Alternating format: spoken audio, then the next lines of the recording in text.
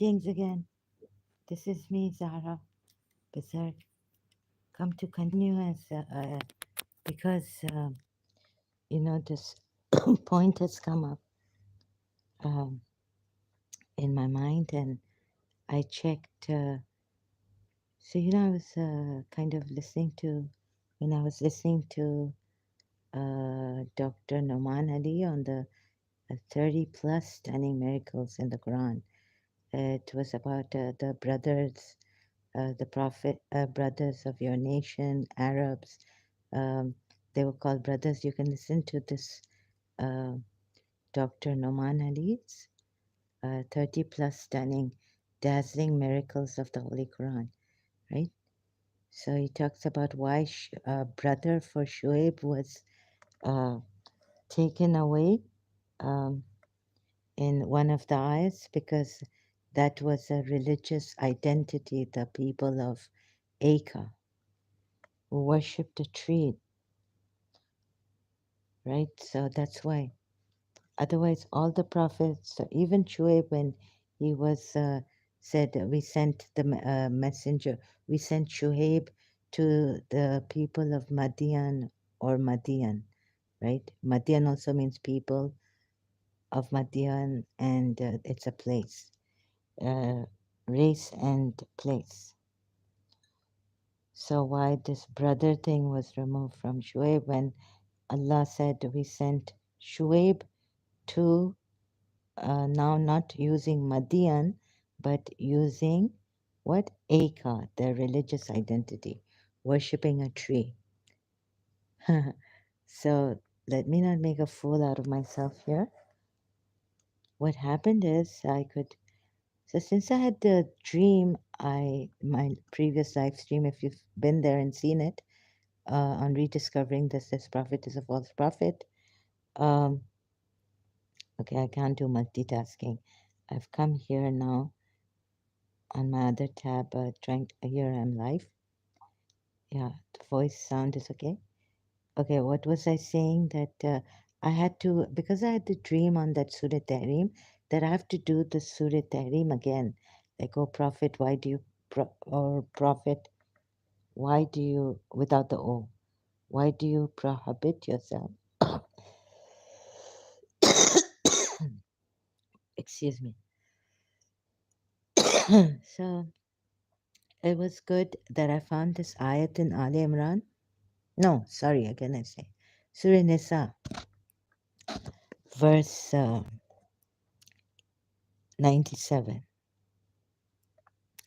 So look at this miracle of the Quran. So I had to do all that, and then now, recently, it came to me that has Allah ever directly asked someone, "Why do you do this?"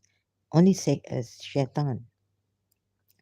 So I'm not as eloquent and all organized with the graphs and all like others.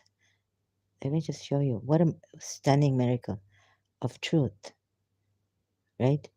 Exposed. So, anyways, I had to bring back this and then another point here. Like, has God ever questioned anyone else other than Shaitan directly? Right? Not through a messenger or like an angel or something. He himself was an angel, Iblis, of a high order and very close to God, worshipping God. So, no. So, what a stunning miracle. But do you think that here, like, miracle is here? The stunning miracle is that God questions prophet on why do you prohibit what God has made lawful to you? But he doesn't reject the prophet here, like he rejects and curses Iblis. In Surah Araf, ayat 12, Allah said, "What prevented you from prostrating when I commanded you to do so?" He said, "I am better than he. You created me from fire, and him you created from clay." At least Shaitan, Iblis, is better. He's giving a answer to Allah. But Prophet is silent here, and now God is going on about, yet God is forgiving and merciful. So we would think that God is forgiving and merciful, but God was surely not forgiving and merciful to Iblis, even though he gave a answer, a reason why what prevented him from obeying Allah's command. And Prophet hasn't given any answer. So can we, like, what can we say about that also? But the miracle is that some part of it has been saved wherever he copied and pasted from and stole from, the scriptures from the Jews, Christians, polytheists. And he has been trapped, and I've seen the trap. Oh, sorry, I'm showing the trap, right? Proving it. So people can give you 10,000 miracles in the Quran,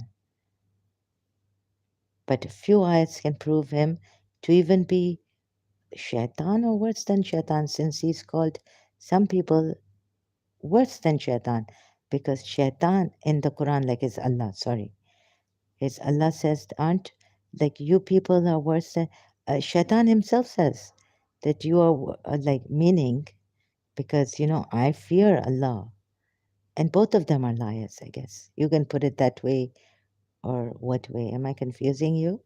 I hope not. So you see here, it's like Shaitan would say, Shaitan would say, I fear Allah.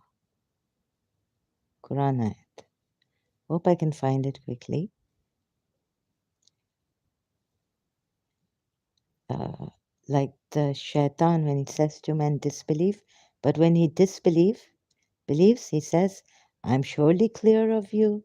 Surely I fear Allah, the Lord of the worlds. Look at this. So is he lying, or he knows the truth and yet, but he's saying, I fear Allah. And then we have in Surah 8, verse 48, I'm clear of you, lo, I see what you see not. Lo, I fear Allah, for Allah is strict in punishment. So Surah 59, it's the same up above here. Banishment, yeah, 59. You see here also in Surah Anfal, and isn't it in Surah Hashar also? Uh, so I'm not prepared, but just come here to tell you that this also point where Allah questions Shaitan, and he gives, and then even the reason that he gives is he's called arrogant. It's not good enough. It's a bad reason, right? So even reason fails. At times you can give a reason, but it's not a good enough reason. It's a terrible reason. So this also. And remember when Satan made their deeds pleasing to them and said, pleasing to them, no one can overcome you today from among the people, and indeed I am your protector. But when the two armies sighted each other, he turned on his heels and said, indeed I am disassociated from you. Indeed I see what you do not see. Indeed I fear Allah, and Allah is severe in penalty. So like, what are you doing here? Then fear Allah. No, you don't fear Allah, because Allah, uh, you disobeyed Allah's commandment, right?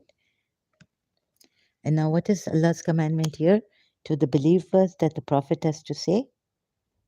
Hmm? Surah Maida ayat 87.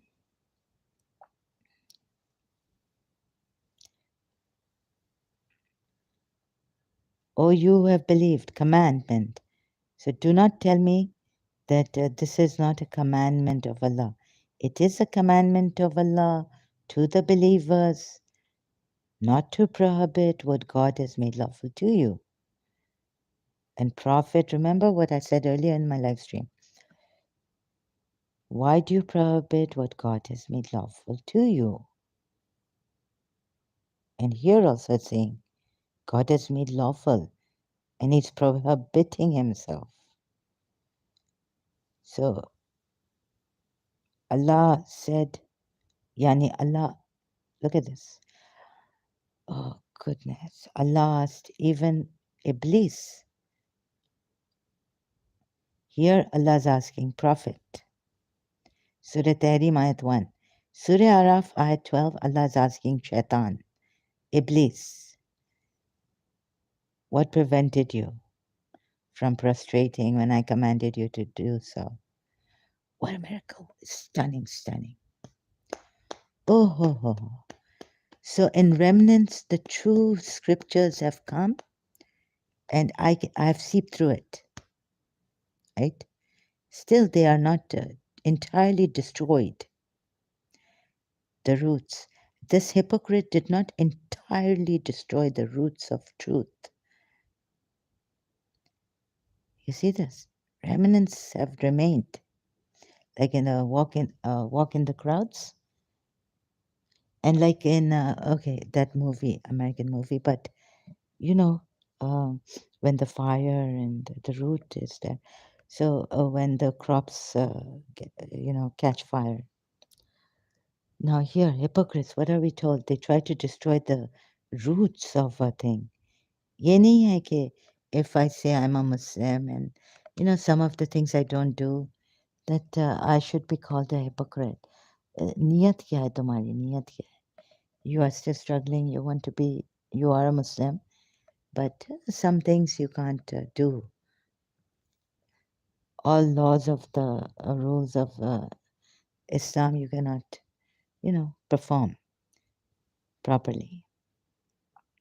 That doesn't make you a hypocrite. Hypocrite is someone who tries to remove from the root and becoming one with this Islam, like Sahabas coming.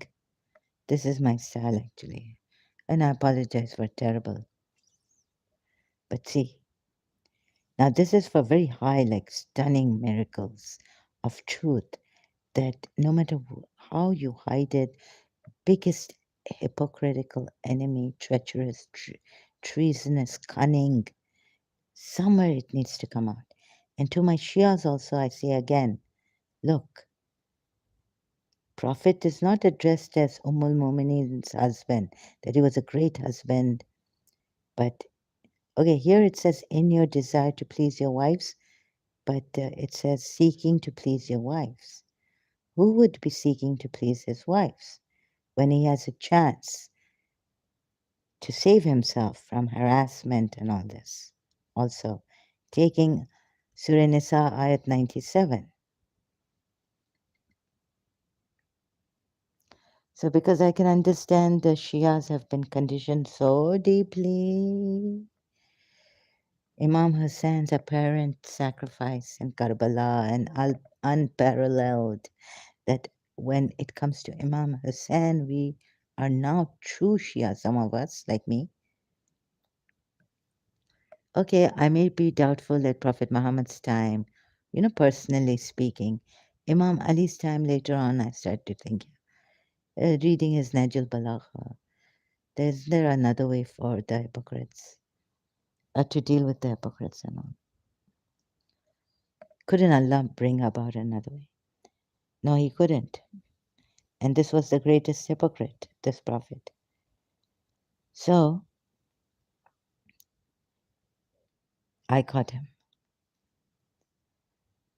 I've caught a hypocrite in my earlier age. God showed me, opened my eyes at 3.5 years old and 7, 8 years old in London. You know?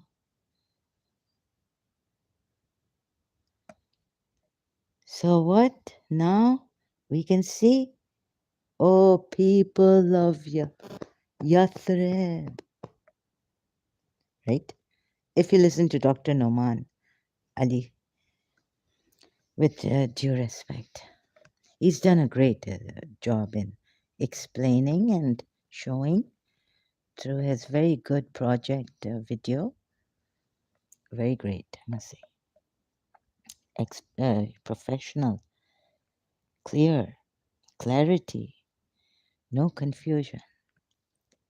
30 plus dazzling miracles. Now, if I can prove through one or two ayats only, hmm, give me 10 ayats, right? You can have 100 dazzling miracles in the Quran. If I can prove he's tempered with the Quran ayats and he's a false prophet through a few ayats, what would you take, O people of reason? So sometimes reason fails here because reason is not good enough, also, you can see, right? So, no soul, he's now see, there are two ways of reasoning. So, this is not fair to the believers to say to anyone, no soul can, okay, this is reasonable, and he brings disgrace on those who do not use their reason. Their reason. 100. Surah Yunus ayat. Now, didn't Iblis use his reason? Points to be noted, right? Okay, let's succinctly put it here. Before I point, oh no, I might forget because now I'm on this point. Your reason, their reason. If those who do not use their reason, unhampered by the world, Iblis was at a very high place. He used his reason. And how come he failed? He wasn't taught how to properly reason, was he? Right? So, Surah Yunus.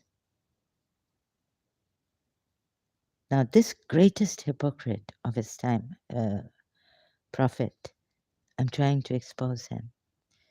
And you know, against what not I have. So in Arabic, right? Your reason? Or just pure reason? Or what reason? A reason at high place which Iblis used. We would say he gave a reason. God asked him. And it is not for a soul to believe except by the permission of Allah, and He will place defilement, His wrath upon those who will not use reason. Okay, this those who not do not use reason. Okay, reason, universal reason, high place reason, God's what kind of reason? Because even Iblis used. So this translator gave me a good idea. Your reason, where did I get that translation from? Their reason, Abdul Halim, who do not use their reason, right? Quran.com, Abdul Halim translation of this ayat. So, anyways, the word by word is who do not use reason. But then Iblis used his reason. So, that's another thing, the point I want to bring forth. But comparing Surah Tahrim Ayat 1, now God asks Prophet, why do you prohibit what God has made lawful to you? Surah Araf, verse 12, Allah said, what prevented you? Allah is not directly talking to Iblis, not in a third person. Allah said, what prevented you from prostrating when I commanded you to do so? Right? Bas. He said, I am better than he. You created me from fire and him you created from clay.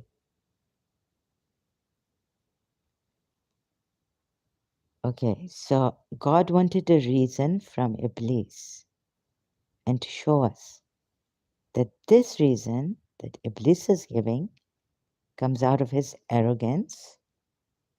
And so, not only because he disobeyed the command, but his reason is tarnished. Bad reason, with arrogance or whatever, right? Or prejudiced. Reason can be tarnished.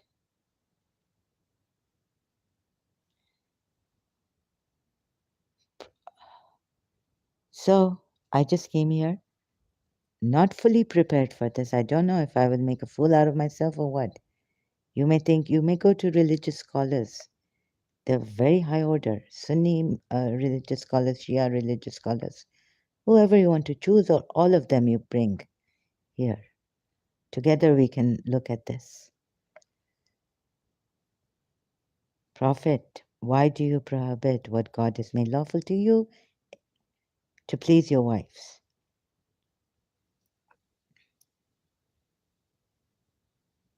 Hasn't the Prophet disobeyed Allah? The command for to the Muslims is, so whenever you disobey Allah on wrong, tarnished reasons, right? Prejudiced or something, seeking to please your wives. It's a tarnished reason. Whenever you do something against Allah's commandment, the reason that you give is tarnished, isn't it? Because you disobeyed Allah's command. No. Adam was, so I forgot that part.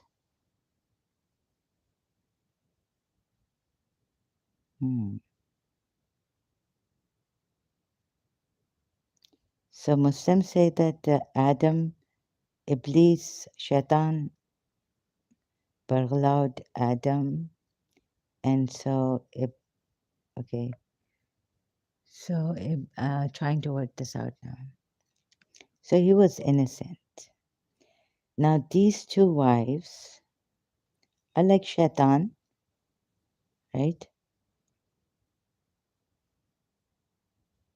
Oh, good God, please come to yourself. You're going to take me to Adam now. No. You know why I don't want to take you to Adam? Because Prophet is free from Shaitan. Free. Outside there are Shaitans trying to. But Prophet in himself is free. He should not be pleasing a satanic wife, should he? But he has done it. He already prohibited himself what Allah has made lawful for him. Right? We are way too ahead of that. Why I come back for Shaitan here in Surah Araf 12 is because God asked Shaitan, what prevented you? And the reason was never good. The reason against his is not good enough, okay? Okay, we'll go to Adam's. God said to Adam, did I not warn you of this tree? Why did you? What did Adam say? Let's see. Okay. Oh, where is that? Did I not warn you against this tree or fruit? Run it. Let's see how it is. I can't even remember.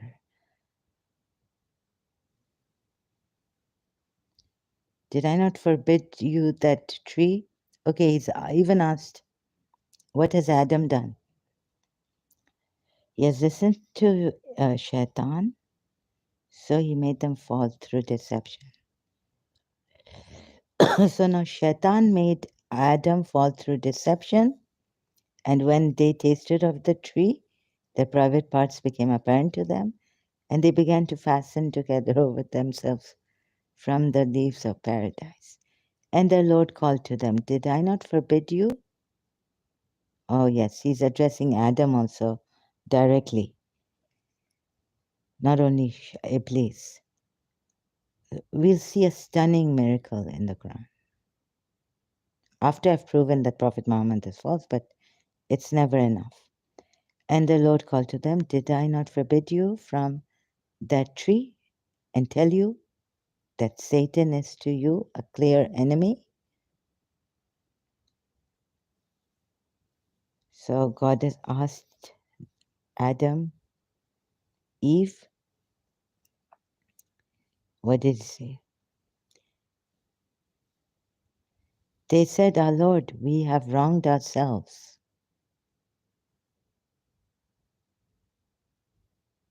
And if you do not forgive us and have mercy upon us, we will surely be among the losers. Adam didn't blame Iblis. Adam said, No, I wronged myself, I forgot. And, the other ayat. What did he say? What did Adam say? Because Allah had already warned Adam. They said, Eve and Hawa said, Eve and Hawa. Eve and Adam said, Our Lord, we have wronged ourselves. Oh. Yani we did zulm on our nafs.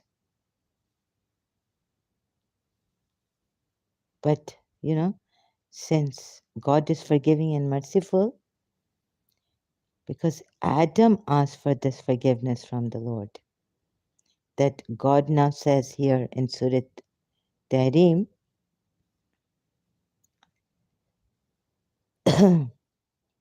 but even Prophet Muhammad is not spared of the influence of Shaitan on him.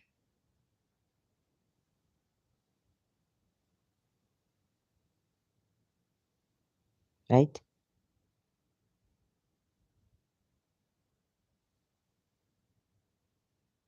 Do you get it? So Adam had asked forgiveness. That's why here in Surah Tahrim, you would say, Yet God is forgiving and merciful.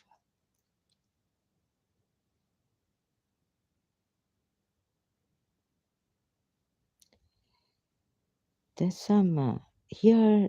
Adam, Iblis gave reason, which was not good enough. Since if you remember, reason is never good enough if you disobey Allah, right? But if you become humble and accept your fault and ask Allah for forgiveness, He will forgive you, accepting your fault. So now we come here back to Surah Tahrim. It says, Prophet, it's not because Prophet is not, Prophet is pleasing, seeking to please his wives who have been doing zulm on him. Because what did they make him do? They made him prohibit what God had made lawful for him, prohibit for himself. Why do you prohibit what God has made lawful to you? So can he be free from Shaitan's influence? No, he cannot.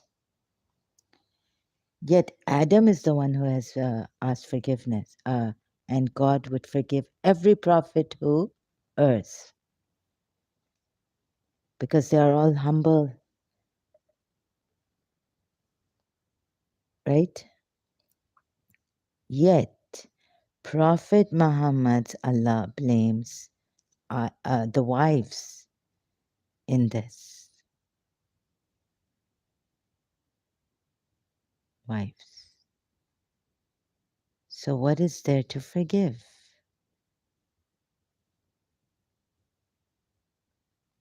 And yet, that would mean that Prophet Muhammad is Now, uh,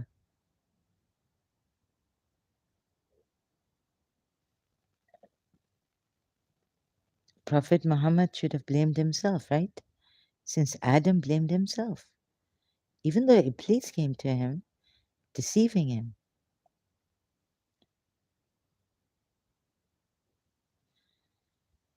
Now we're going to higher grounds on this philosophical matter. Wait a minute, trying to figure it out logically also. So, this is why the verses in the Quran. What I wanted to actually say was that enough. Allah, Satan, what happened to you, Iblis?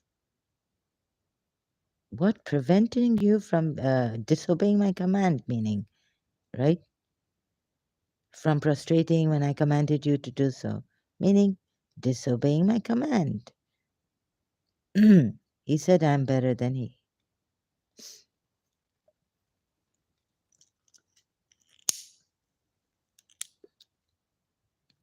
He said, he also says to God, you created me from fire, and him you created from clay. I still don't understand this, anyways, but the point was that what happens now? Even Prophet Muhammad disobeyed Allah's command, which is given to the believers here in Surah Maida ayat 87. O you have believed, do not prohibit the good things which Allah has made lawful to you, and do not transgress. Indeed, Allah does not love the transgressors. I don't think the word is like. It's Allah does not love. Hub, lahab. Ane lahabbek ya Mustafa. Ya Mustafa, ya Mustafa. Right? 66, chapter 1. What happens? This is a prophet. If he practices anything, everyone's going to. And so God has forgiven you. Everyone's okay. No, no. You, oh, God, I'm stuck here. What happens? This is, I think, a mighty hypocrite. Or he could be the best of prophets ever, which I would have embraced. Or the worst of hypocrites and false prophets. He managed to steal ayahs and, give us a book. His evil progeny, Imam Hussein, managed to do a sacrifice that unparalleled. And all of them could be liars. And I have to prove all of them liars. First, I have to get the great grandfather. So, Iblis even gives a reason, but reason is tarnished.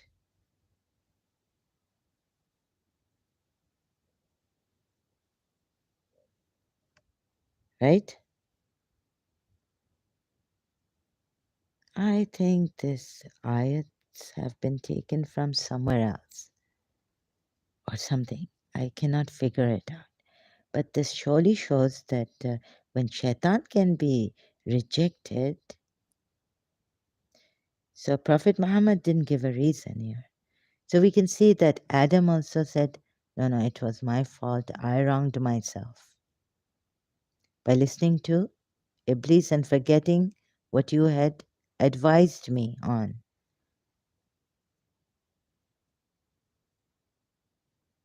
Now taking Surah Nisa ayat 97, you if when zulm is done onto you, you're not supposed to take it.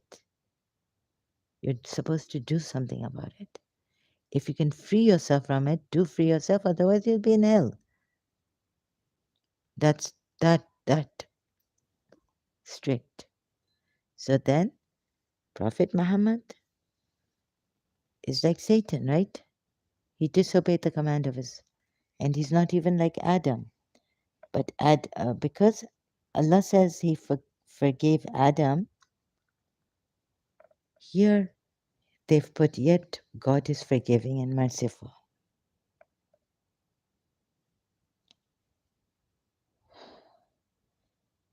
And then the dissolution of the oaths also.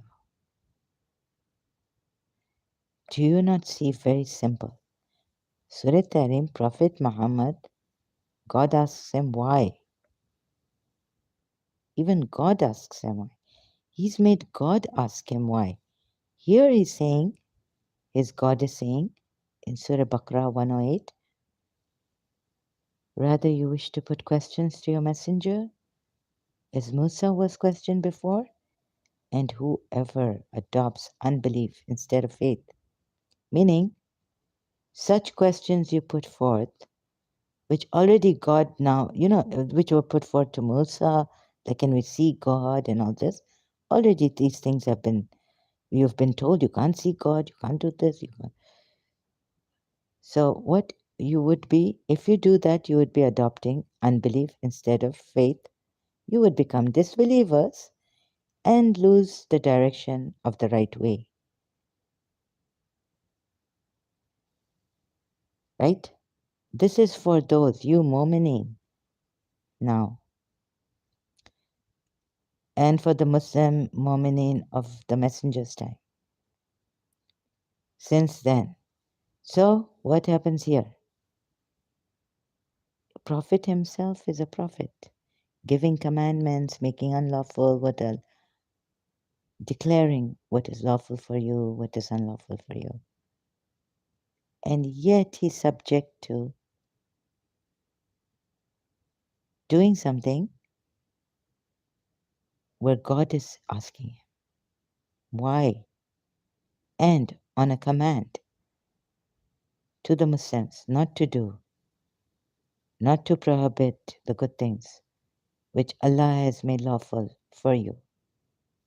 And he has prohibited himself what God made lawful for him, seeking the approval of his wives.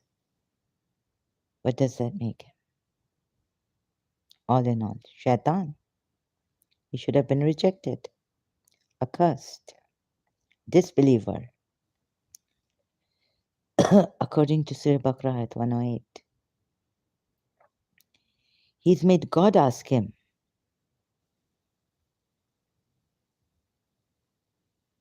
And yet you believers are not supposed to ask questions that have already the people of Musa have put forth to Musa in the former scriptures, the scriptures of Abraham or Musa, Suhafi, Suhufi, right? Here, wahis have come on this prophet. And yet Allah is supposed to ask him. Allah is Haran. Ammane, Ammane. Yeah, Leish, why am I Haran? Why is God Haran? So when you are told, you believers, not to ask such questions, otherwise it will lead you will adopt, you will become disbelievers. In very simple words, and lose the way and direction to the right way. Right? Lose your way to Allah. Lose the right way. Sirat al-Mustaqim. What has he done? He has lost it. Allah has to ask him why you have done something which you are not proud, like you went against the order of God, commandment, seeking to please your wives. They could be hypocrites, satanic, right? You know, which Satan? How satanic? When Satan says, I wash my hands off you, I am very scared of Allah's severe penalty and this and that.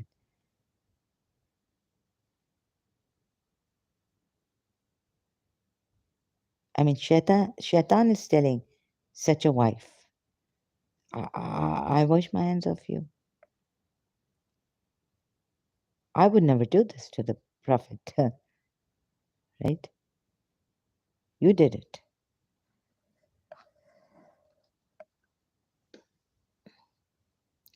I mean, you know what I mean.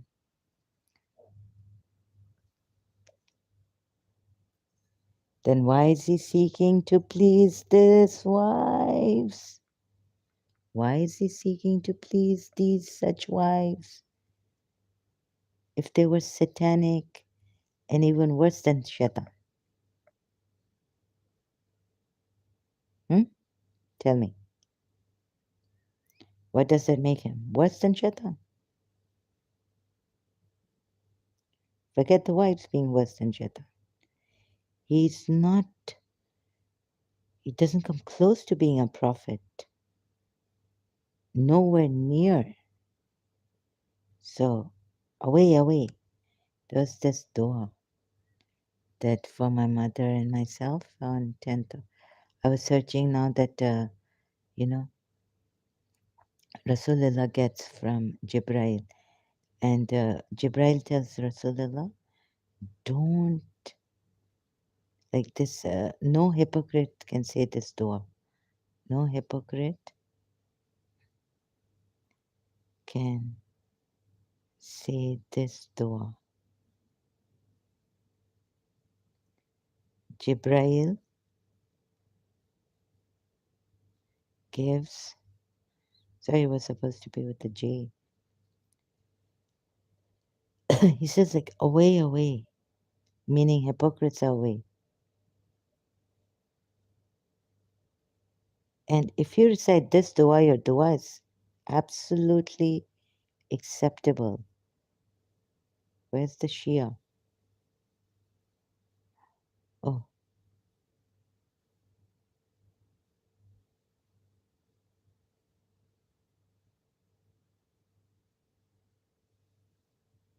it's like away, hypocrite.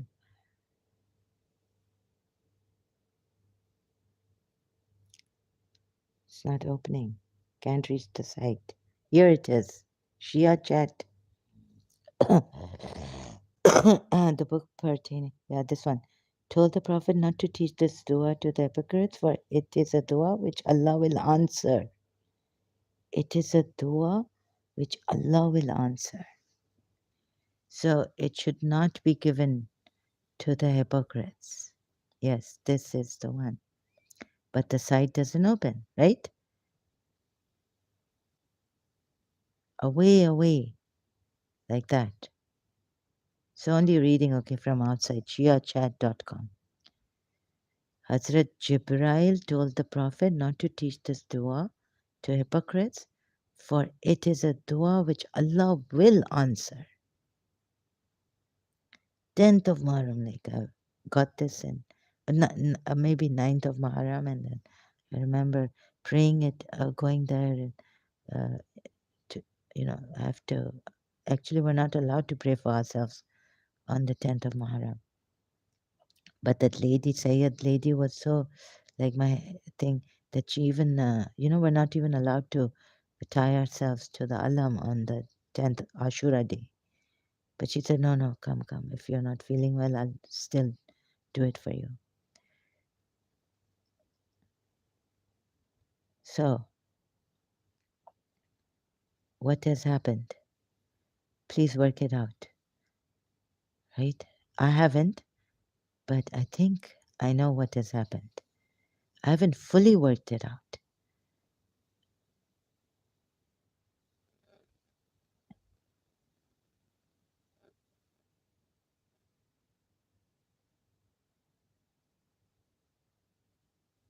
You see, no reason good enough to disobey Allah's command. It's a prejudiced, it's tarnished reason, right? Surah Araf, verse 12. This point too. And the most important point is that Allah asks Iblis also, why? What prevented you? Why did you disobey me in this? In other words, I'm saying, right? Why did you disobey me? Prophet, why do you prohibit what God has made lawful to you? If you're going to take me to saying that God even asked Adam, I'm just trying to find out whether he is Shaitan or Adam, from the progeny of Adam or from the progeny of Shaitan, one of the highest hypocrites. You see, that I have to work out. Now my head has started to hurt again. And if you can work it out, because I see very high religious scholars with explaining the Quran ayats, dazzling miracles, please do it and do justice. Now my energy has also depleted to a great extent and I need rest. So I will come again, yeah? I no answers yet, but maybe you will get the answer since you are so properly, so knowledgeable about the Quran, your Quran Hafiz. Please work this out. Thank you so much, and please do justice. Thank you so much.